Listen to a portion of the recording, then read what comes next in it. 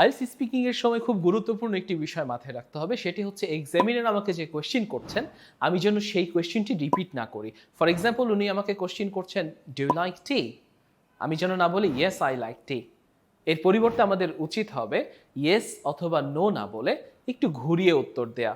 ফলে আমরা বোঝাতে পারবো যে আমাদের ভোকাবুলারি অনেক বেশি rich. For example do you like tea, oh I love tea. অথবা আমরা বলতে পারি oh I am crazy about tea, actually I can't sleep without having a cup of tea. So এই প্রশ্ন ডু ইউ লাইক টি, আমি বলছি না I like tea.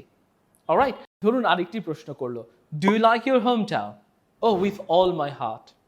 Do you like to read a lot of books? Well, that depends.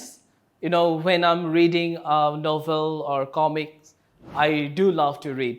But when I'm told to read an academic book, I don't like to read at all.